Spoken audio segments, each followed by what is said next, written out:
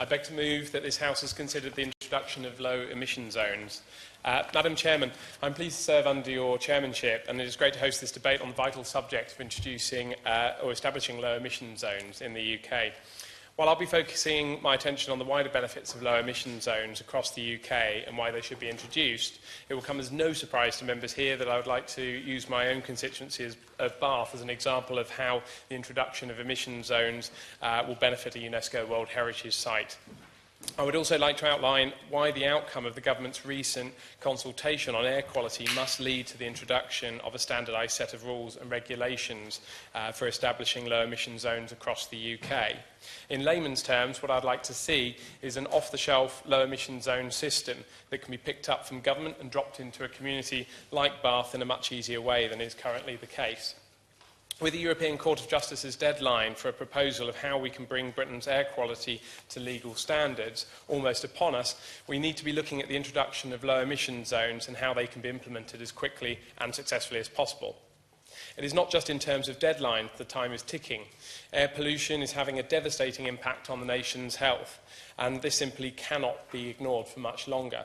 In my view, a national strategy is needed to ensure that there is a continuous and unified approach for implementation across the country, so drivers are not expected to comply with a variety of different regulations and restrictions as they travel around the country. Madam Chairman, Bath, unbeknown to many outside the South West, has a huge problem with air pollution. With many of Bath's buildings constructed out of the famous yellow Bath stone, they are slowly blackening in many areas across Bath. Air pollution levels in Bath far exceed legal limits and are causing problems for constituents' health and well-being, as well as the health of many tourists as well who are visiting our city. Bath relies on tourism for a great deal of income, and the situation puts tourism at risk. And if at the request of the Chairman, hand this over to the Parliamentary Library, I would like to show a map, the Corridor of Death map, as it is famously known in Bath, unfortunately, of the high levels of air pollution that are going on in our constituency, and that's courtesy of the Federation of Bath Residents Association. And the map shows dangerously high levels of air pollution in Bath, which have increased further since it was published in 2009. A study in Bath showed that road traffic contributes a staggering 92% of total NOx concentration, with heavy-duty vehicles contributing between 24 and 57.1 of that figure.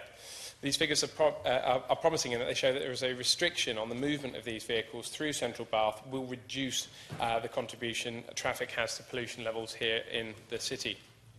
Earlier this month, I raised the issue with the Secretary of State, who has previously visited Bath prior to the election.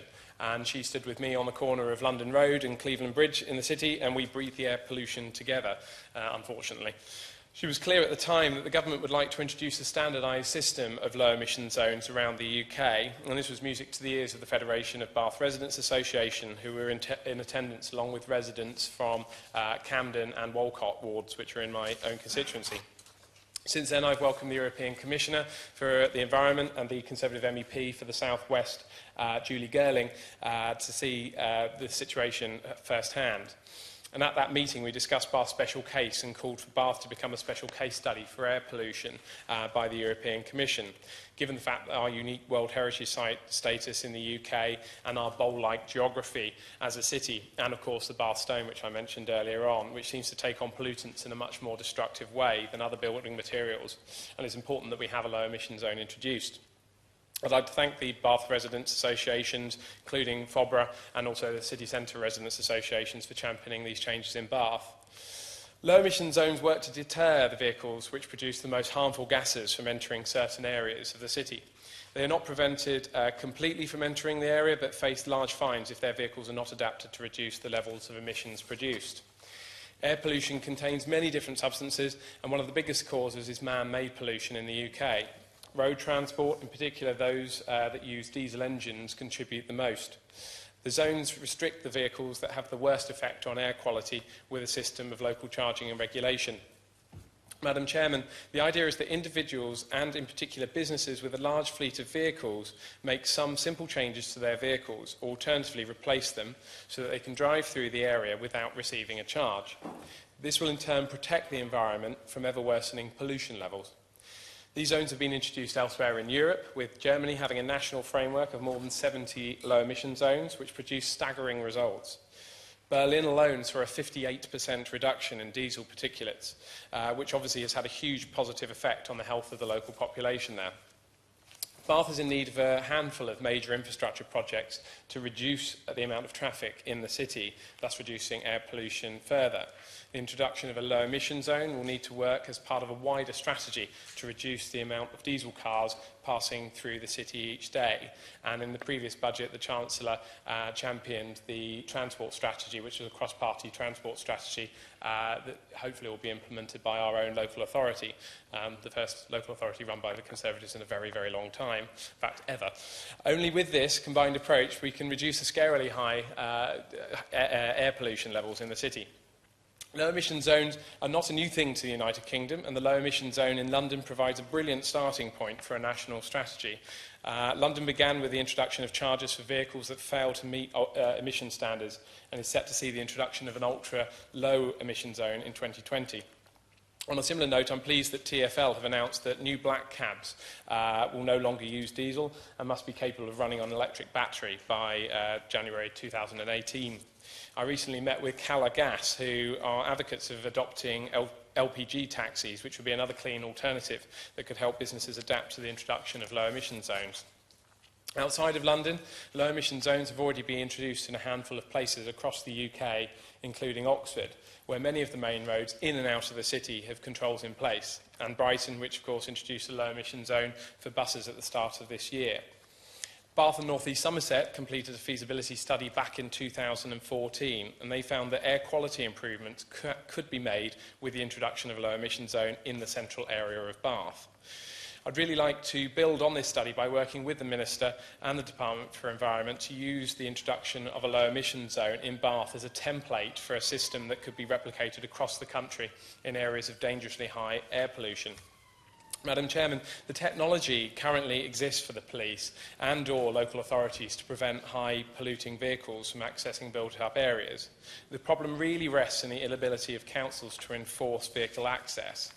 We need to find a way to enable local authorities to be able to do so. We need to ensure that there is improved collaboration on this issue.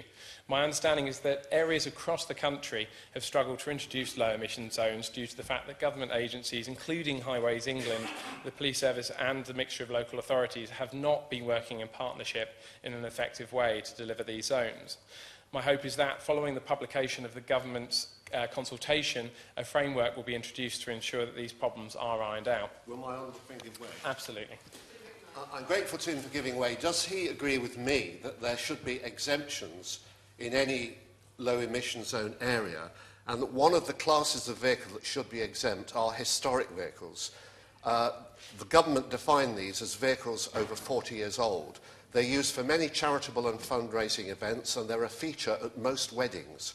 And does he agree, as there are only 0.6% of them, that's the proportion of them on the road, that the contribution they make to pollution is negligible anyway? And can I finally just declare an interest as the owner of several of these vehicles and as chairman of the All-Party Parliamentary Historic Vehicles Group? Ben Howlett. I thank the honourable member for his intervention, and without wishing to be the most unpopular person at every single person's wedding or every bride's wedding in Bath, I would completely agree that certain vehicles need an exemption. And I understand that there is a need to put exemptions in place for such vehicles, particularly those that can't update themselves, and a 40-year limit seems a very sensible limit to introduce. And of course, I think they only make up 0.6% of the current number of cars on number of vehicles on our roads currently. And if a national framework was introduced, exemptions such as these could easily be introduced so drivers were not having to check each individual zone's policies on their route too. Absolutely. This debate, because York's infrastructure and also the Vale of York very much mirrors the situation which he described, but is not the real issue about addressing the nitrogen dioxide levels in fuel, and therefore that really being a most urgent issue to address immediately, as well as the other measures you've mentioned?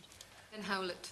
Thank the Honourable Member for her intervention, and I quite agree that we should be doing all we can to be reducing pollutant particulates in our vehicles anyway, whether that's NOx, whether or not that's carbon dioxide. I've given some exciting examples of new technologies that are available, whether or not we need to invest heavily in hydrogen vehicles, whether or not we need to introduce the Calagas LPG taxis, which I was speaking about earlier on. There are a range of different technologies out there which would help reduce vehicle emissions. And I must say at this point there is an incredibly exciting new vehicle emissions plant in Bath, which is currently working, given the headlines, to reduce vehicle emissions in real-world testing as well. And hopefully we'll see more investment go into those plants. But you know, Bath is a very, very similar city to York, and they weren't built for cars, as we know.